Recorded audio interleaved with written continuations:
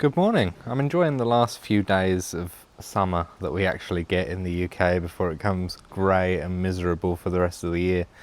But I thought I'd spend today talking about common misconceptions that we have as street photographers and that we hear from non-street photographers, if you will. So let's talk about some common misconceptions. I can try and debunk some, understand a few others. It'll be interesting because there's quite a lot. The main one, obviously, is that it's an invasion of privacy because you have to be right up close to people, and those back in the day, people used flash right in front of people's faces, and I have to say, not a lot of street photographers do that. There's very few street photographers that do it. I personally don't like it either. I prefer using people and the human element as sort of like a scale thing when you're using shape and shadow. But it's because that street photography is such a varied topic, really. There isn't just one way to shoot it. So when people see people going up with a camera straight into someone's face with a flash, they might think, yeah, that is a bit of an invasion of privacy. It is a bit wrong, in my opinion. And a lot of other street photographers agree with that. They don't think it's right either. But it is a style, and it is recognised. And there are different ways to get close to your subject without being so invasive, like shooting from the hip. Vivian Maier did it all the time with her Rolleiflex. She was really up close to the people that she was shooting, but it was down at the hip, shooting up at them. It made them look more imposing as subjects, but also it was less invasive. There was no flash. It was just taken and walking on. So there's tons of different ways to do it. You don't have to be right up in someone's face with a flash. I think that is a bit of an invasion of privacy, but as a whole, there's so many different types of street photography that you can do. I don't think that there's an invasion of privacy with that at all. For example, my street photography, it's mainly shapes and silhouettes that I capture, so you can't even identify the subject and the human element in that. It's just a silhouette against a backdrop or cutting through some light. So for the most part, I feel like a lot of street photographers aren't invasive at all, actually. And the next thing is, I hear this quite a lot from non-street photographers, but photographers, is that it's not really a skill or an art form because all you're doing is taking photos of the everyday, and it's not hard to do. I actually think street photography is one of the hardest things to do because you've got to encounter so many different elements. If you're a portrait photographer and you're in a studio, you are capturing people at the perfect environment. You've got the right lighting, you've got everything set up exactly how you want it, and you're telling the subjects to pose how you want them, and you're creating pictures that way. Same with landscape photographers. Sure, you've got to account the weather, but if you've planned out your route and you've seen a scene, that scene isn't going to change in a split second. Sure, the weather might, but the actual scene and the landscape itself won't. With street photography, you've got to encounter for everything. The change in light, the change in weather, the change in people. Because although street photography doesn't have to have an actual person in there, and I'll get onto that more in a minute, you do need some form of human element and to capture the everyday, because that's what street photography is. You're capturing candid moments of everyday life. That everyday life changes so quickly. You know, you might have a car that you want to capture that's driving past a really nice old car, but then right at the last second, someone on an e-scooter comes blasting past straight in front of your frame, or you've got someone walking into some light. And for me, I like capturing solo subjects. Say you want one person to walk in this little patch of light that you're camping at, and then you don't get one person, you get 3 or 4 or 5. All of these different things can be very hard to plan, and so on top of the change in light and the change in weather and being outdoors, the changing and predictability of people is almost impossible. And I think that's what makes street photography a challenge. That's why I like it so much, because it is a challenge. It's not easy to do at all, but it's fun and it's rewarding. And once you get the picture that you really like, you get it because you've worked for it. And whether that be waiting at a scene for God knows how long, waiting for the right subject, like I do. I'm more of a camper than anything else. I fish for my subjects rather than going around hunting for them. But that's rewarding because you're waiting for the right subject and you're taking your time and you're planning out the scene and you're choosing different angles, and once you've found the location you want to shoot at, you're working the scene quite a lot. Or on the other end of the spectrum, you capture a one in a lifetime opportunity for something that happens as a split second right in front of your eyes. It's really unpredictable, but once you get the shot that you like, it's rewarding and you're really happy with the shot that you get. The next thing is the environment that you're shooting in. A lot of people, including street photographers and people that watch a lot of street photographers on YouTube, it's the locations that they want to shoot in. A lot of people think that they need to be in big cities and prime cities for street photography that you see all over the place, like London, like New York, like Tokyo, all these different places. But the truth is you don't. You can be anywhere. You can walk out your house and get a shot down your same street if you wanted to, no matter where you live. It could be the most rural of locations and you could still get a shot. It does depend on what you're looking for as a street photographer. As I say, there are so many different subgenres under the street photography umbrella. If you're looking for a diverse array of subjects and a busy scene that you can fill your frame, then sure, you need people for that, and the smallest of rural areas might not be great. But then you adapt to what you have around you. And if you haven't got the means to travel into big cities or travel around the world like some people do, then you adapt your street photography for that. And if you can find good scenes around you and you think that makes a nice picture, you start photographing that more and more, and that becomes your new way of shooting. You don't have to be in London to get a good street photography image. In fact, when I've travelled around the place before, I've got better images from places that I don't typically see as prime street photography cities in those places than I have in London at recent times, because the more you're in a place, the more you're picky with the shots that you're taking. If you're travelling around, everything's photographable because you see things differently. It's new things, you don't see it as often, so everything's going to be photographable. So if you can travel, great, but if you've got different areas around you, even if you're in a small town, you can go to the next small town over that's like a 10-minute walk away or a 10-minute drive away and get completely different shots. And it's still local, it's still easy to do, and to be fair, that's a really good way to practice street photography as a whole, because you can do it anywhere. And that's the main thing I don't think people realise. You don't need to be in a big city for it. You can certainly be anywhere. And it's just, yeah, street photography is great in London, it's great in Tokyo, it's great in Paris, it's great in all those locations, but you don't have to be in there to get a good image. And then next up is the whole street photography has to have a person in it.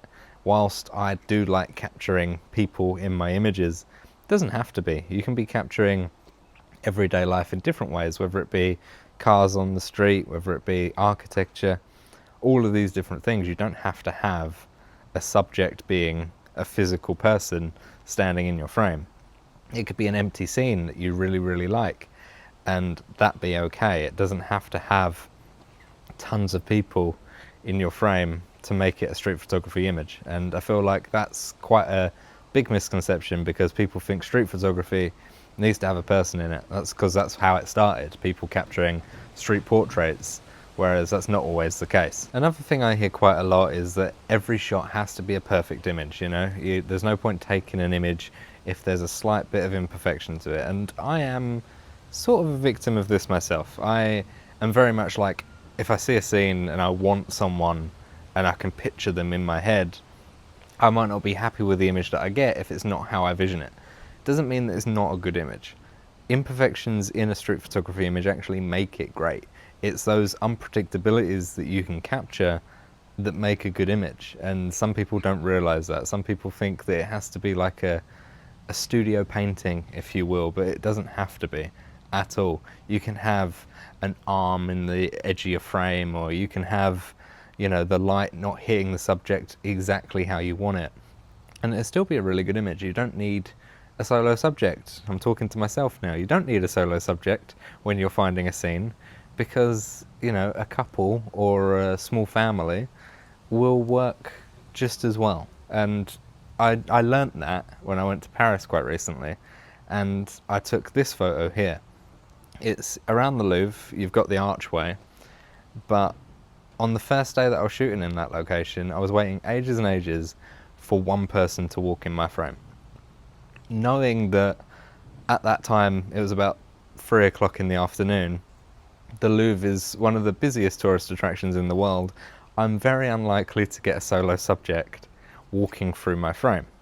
But I did capture this small family, and although it's not how I visioned it, I love the image.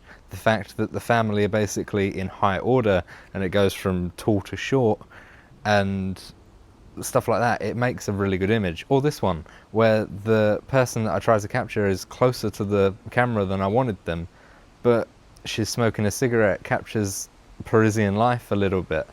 And they're imperfections to me, but they're still good images. Now, that isn't to say that I didn't go back the next day, earlier in the morning, to capture this image, because I did, and I prefer it. But I'm not saying that the other images weren't good, or I shouldn't have took those images, because they're still really good images. You can have these little imperfections in your images, or your images can not be exactly how you picture it in your head, and they can be really good. And because, especially if you're one of those people that actually capture people rather than the scene, you can't account for everyone, and having those imperfections on someone's facial expression, or someone's slightly blurry, it's okay. And that's actually a good point. Motion blur. People think night photography, you've got to bump your ISO really high and then keep your shutter speed really high so you can capture the motion still. I think motion blur creates quite a cinematic effect on images. I don't think it's a bad thing to have a slight bit of motion blur. In fact, I'd rather motion blur than a grainy image, that's 100% for sure. But again, that creates a cinematic effect as well. A little bit of noise and a little bit of motion blur won't ruin your image completely. A good image is a good image whether it has noise or a bit of motion blur. Just keep that in mind. That's quite a big one, and it's something that I'm getting to grips with myself as well.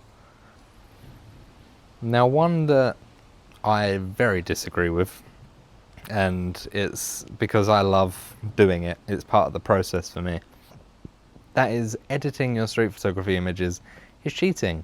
Some people think that street photography is about capturing the raw essence of the street. It's capturing everything you see as you see it. And whilst I don't, remove big chunks of the scene and use AI to adapt my images in any way, or add things in where they weren't, I do, change the contrast, change the hue, bump up the shadows and use my pen tool to, create my silhouettes around my subject a little bit darker. Because especially when you have that image in your head on how you want the image to be, you can always mess up your camera settings. Shooting in RAW and making up for it in post, there's nothing wrong with that, I don't think anyway. Some people think that you've got to capture it as you see it, no filters, no edits. But everyone's camera's color science is different, right? And if your camera shoots slightly different to how your eye sees it, don't you want to capture it how you saw it rather than how your camera saw it? So you can change the image to make it look more how your eyes see it if your camera shoots it slightly different with its color science. No matter how you edit, I think it's quite good. I think it's part of the process. If you do it a tiny bit, if you do it quite heavily, it doesn't matter. That gives you your own style. It creates your images exactly how you want it. And if it is how you want it, then it makes your images unique and stand out and can relate to you. So if you ever do post them, or if you create a little portfolio, then people see those images, relate it to the artist themselves rather than it just blending in to everyone else's street photography images, because as we can all relate, it's quite a saturated field of photography. Another thing is, street photography has to be taken on the streets, and I don't agree with that either. I take a lot of street photography in metro stations underground, or in museums, and all these locations that I visit, and that's not always on the street. In fact, sometimes you can get better photography when you're not on the street and whether you're in different locations. So street photography is all about capturing the everyday life in candid moments. Although it's called street photography, it doesn't have to be on the street. And lastly, my main point anyway, is that you need to either be a professional photographer with previous experience shooting other things, or you need to have professional equipment. I've heard this a few times. People buying, the top of the range Leicas, the Leica M series is a very common street photography camera, and they are extremely expensive, especially if you dig into having multiple lenses and stuff like that. You don't need it. Gear does matter, but it's not what gear you have, it's just having it.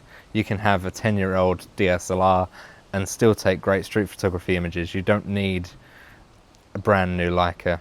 You don't need all of these different equipment, all these different lenses, all these different filters.